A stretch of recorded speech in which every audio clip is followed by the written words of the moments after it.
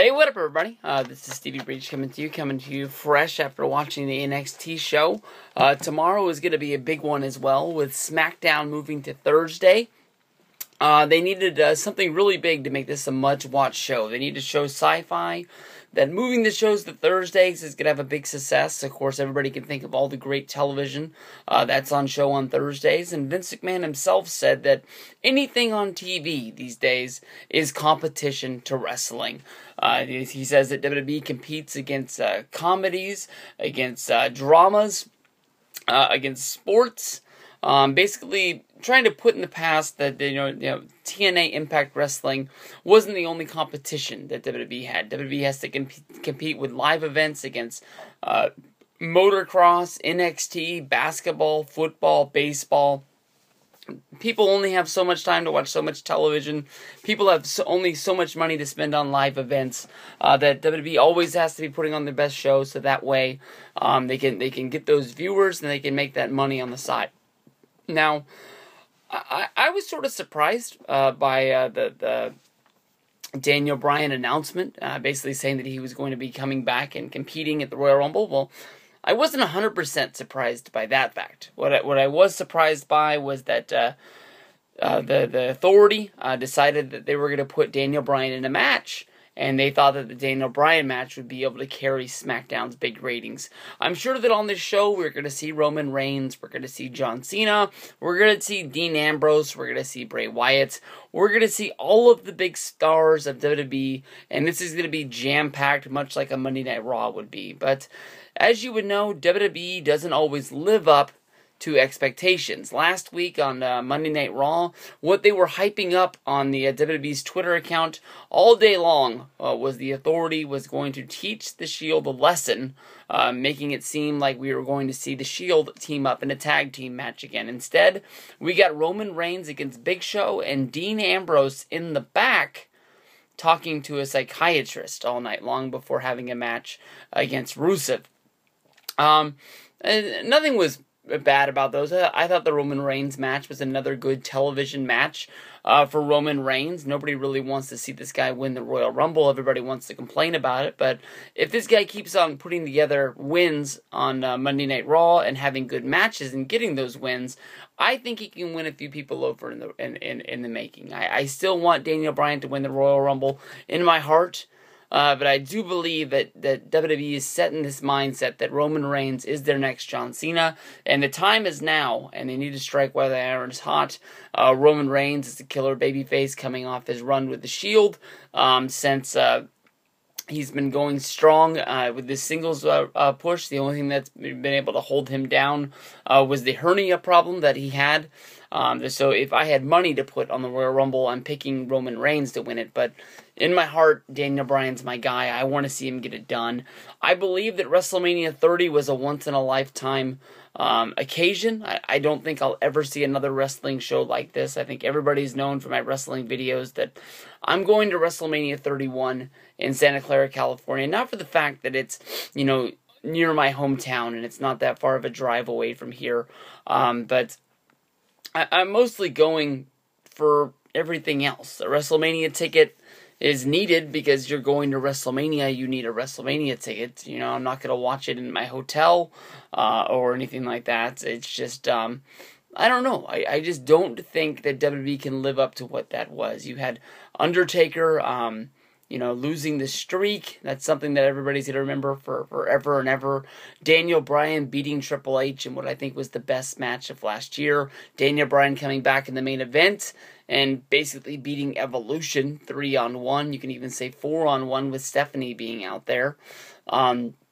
And becoming WWE champion. This is something that for 2 years, everyone well, not everyone. There were people who were commenting on my videos saying that Daniel Bryan shouldn't be champion, and it didn't make sense because of how small he is. That there's no way in the world he can go in there and beat up a guy like Batista, no matter how much of a great wrestler he is. Just a big guy's gonna beat you down, and maybe if people get maybe if people get what they want, we'll get to see Daniel Bryan go up there against a guy like Brock Lesnar and see how a wrestler does against a beast. And we'll get to see how that goes. But that's one match that I think a lot of people are rooting for. But in order for this to happen, Daniel Bryan has to, get his career going again. And with Daniel Bryan saying that he's going to wrestle again, the Authority chose to put him on the SmackDown this week, where he's going to be going up against Director of Operations Corporate Kane, leaving us right where Daniel Bryan, I guess you can say, left off. Daniel Bryan was involved in a feud with Kane. Kane stepped up to be the first guy to sort of get a shot at Daniel Bryan's championship and bring the title back to the corporation. Kane was the guy that was going up there to fight Daniel Bryan, and it was basically, in my opinion, just going to be a match. I don't think that anybody out there thought that Kane was going to beat Daniel Bryan at Extreme Rules, but they had booked it for a rematch, which was going to be the Payback pay-per-view, which was going to be a Buried Alive match, which I think was supposed to be Daniel Bryan burying his former tag team partner.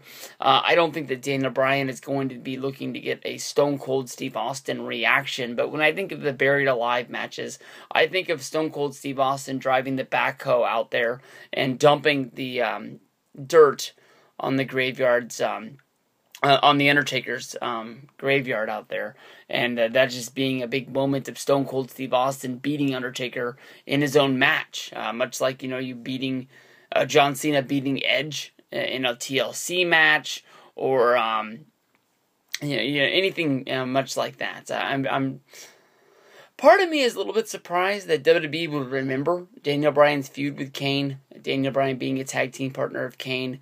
But maybe this is just the best match to go along with, seeing how, Kane is pretty much the lowest guy on the totem pole, I guess you can say, inside of, I was about to say the corporation, but inside of the Authority's sort of cabinet. It's not like he's going to be able to go out there and fight Triple H himself, or you're not going to want to feed Seth Rollins to him, seeing how he is the main event of the Royal Rumble in the three-way with Brock Lesnar and John Cena.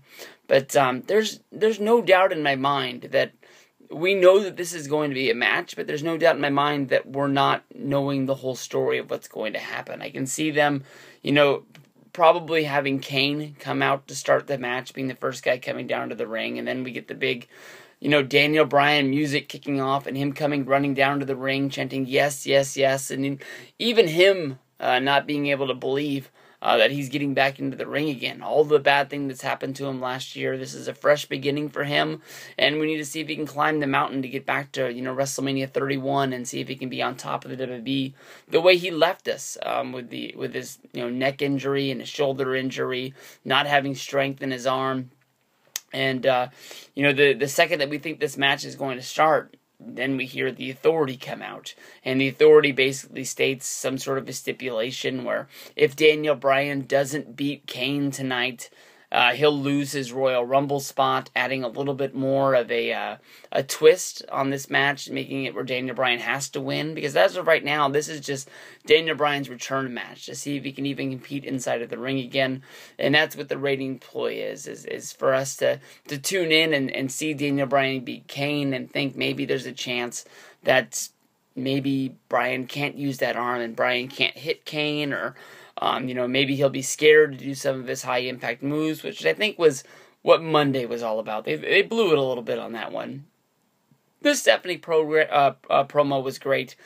Kane coming down there and getting physical to the point where Daniel Bryan drop-kicked Kane into the turnbuckle, then jumped into the ring doing his flying toupee out to the outside, attacking Kane. That's something that I'd be thinking the whole time watching a match, is this something that he's going to be able to do? And then they gave it away to us for free on Monday Night Raw. I know that SmackDown's free as well, but time on a Thursday isn't free to me. I mean, I'm going to have to go out of my way and try and find this online somewhere to be able to watch this, and I think this is must-see television. This is something that I need to see, Daniel Bryan come back and have his return match and see if he can really do it. But I'm hyped for it, and I'm hoping you guys are. Don't forget, SmackDown's moving to Thursdays, so more than likely, well, it's midnight here where I live now. It's 12:07 if you're watching this live, and I guess that means that tonight SmackDown is on, so make sure you don't miss tonight's SmackDown.